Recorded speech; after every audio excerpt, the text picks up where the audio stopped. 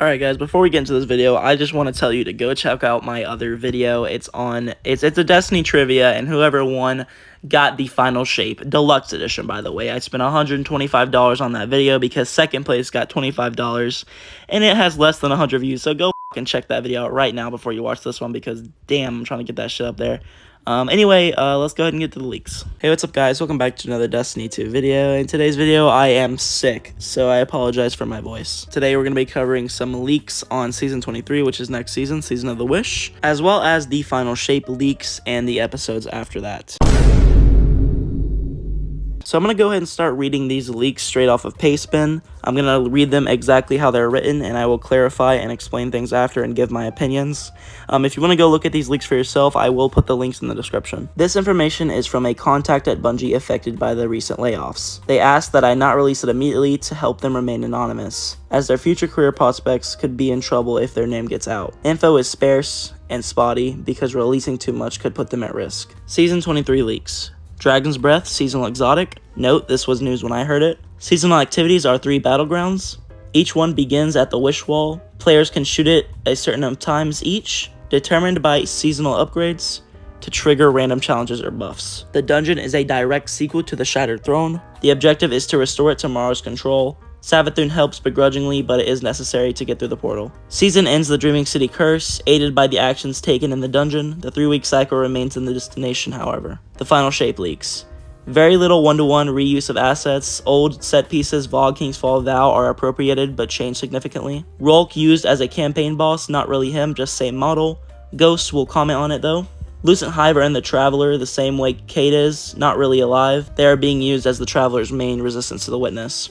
One mission requires the Guardian to make an alliance with Ecther to fight a Shadow of Oryx, using Hive magic. Paleheart is generally large. Tree of Silver Wings in one of these side bubbles. Has mechanic where you give it collectibles earned through doing challenges in the Paleheart to unlock rewards, unique red borders, and exotic. Main aim of the Paleheart is to give players a long-term system to chase. Raid boss is a 4-phase fight against the Witness. Ends with the Witness darkness connection severed, and a new type of darkness released into the world. The lore rivals Vows. No new subclass planned for the final shape, although it is in development. The red subclass leaks were real. Bungie may end up including the new subclass with the final shape if the delay happens. Echoes, the first episode. Venus returns. Missions on Venus were planned for Lightfall but got cut. So much of the work was already done. Osiris, echoes sent out to explore the Infinite Forest have been subsumed? I don't really know how to say that word. By the Vex. New Vex enemy, Echo. Special buffer unit, cast Song of Flame, so allied projectiles scorch on hits. Also applies Withered, which either reduces accuracy, reduces fire rate, or both. Was still in playtest, so not final. Withered is a tease for the next subclass. 2 Osirises, regular one and Echo, who is now a major Vex antagonist, in control of the Precursor Vex. Precursor Vex invasion of Venus, lots of cool chrome/gold stuff littered around the landscape. Episode story is mostly about finding out what is going on. Eris Morn, Osiris involved. Beyond. Episodes are being structured as enjoyable experiences to play through in one setting. Vaulting will continue, but Bungie plans to let old episode campaigns be replayed on a rotation. Plans to improve the new player experience significantly. Move aspect/fragment unlocks away from the vendor. Episodes to be shadow keep sized. Potential plans to continue episodes with greater investment as a replacement to the final shape, Lightfall, Witch Queen size expansions. No 2025 expansion planned. Subclass. Subclass to be released alongside an episode when it is ready, in quotes. Internal codename Terror, not final, think Vapor, like for Strand. Wither is one verb with accuracy, move speed, and fire rate decrease. Decompose is like a big damage over time thing. Mind control ability. Splatoon-like focus on painting the terrain with zones, very cool. Contacts personal speculation. Expects we'll see sequel episodes eventually like Echoes 2 that follow up on the Vex Osiris plotline. Doubts Bungie would commit to endless stories without interconnection. I don't doubt that. Clarification and expansion time. Season 23. Sequel dungeon uses much of the same geometry as old Shattered Throne. Mechanic of uncorrupting spaces uses similar tech to the terrain painting of the Third Darkness subclass. The corrupted areas are 1-to-1 copy of Shattered Throne. Uncorrupted is quite different. Start of the dungeon feels most like a copy and paste. The vibe changes a lot as you go through as it gets uncorrupted. Ends up looking much more like a real throne world. All encounters are changed. In the mini cutscene at the end where Mara kills Dul Unkaru, this choice saved a lot of dev time but still made a pretty good final product. Exotic strand weave frame grenade launcher that creates corrupted zones on terrain. Enemies in those zones are severed and volatile. Original plans for DOT but scrapped due to being too similar to Witherhoard. Zones last a long time. Tree of Silver Wings mechanic. Similar to the Frostbearing tree and Sacred Sakura tree from Genshin. Zones has lots of collectibles. Some kinds of collectibles compass you unlock via Tree of Silver Wings. Last they saw collectible compass was coded as a kinetic slot weapon. Revenant, episode 2. New fragments planned, only the broad strokes were final when contact was fired.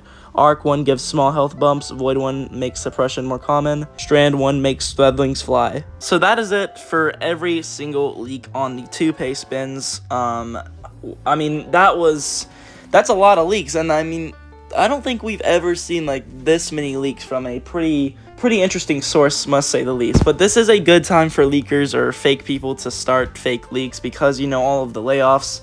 And I'm sure when the layoffs were going on, a lot of people were expecting like, oh yeah, these devs are definitely gonna like just start spewing information. But in reality, I feel like that's the last thing they would do.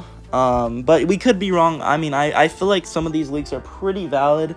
But a lot of it ties into what the community was speculating, so that also feels kind of weird, like with the whole Echoes and being Osiris and Venus thing. The fact that people were saying that and the fact that it was on the leak exactly how people were saying it just feels kind of weird. But I mean it does kind of make sense with all the speculations we were giving. I mean, Echoes being like what Osiris used in Curse of Osiris. But I will say that the subclass stuff sounds pretty legit, and then talking about how the red subclass leak was real. So I guess that does confirm that the red subclass will be the final darkness subclass, and it will be the final color for the subclass. My personal opinion about the subclass, it sounds like they were explaining it like Splatoon painting, like painting on terrain. I don't know what that means. Maybe you're kind of like spraying some sort of like rot from zombies, maybe.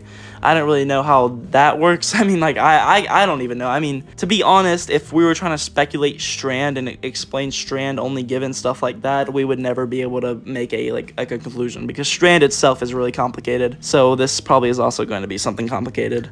With the final shape stuff, it sounds like it's going to be promising, saying that there isn't really anything copied. Like with the raids and stuff being in the, I think the raids are supposed to be in the Traveler. So like Vaultoglass and King's Fall and stuff.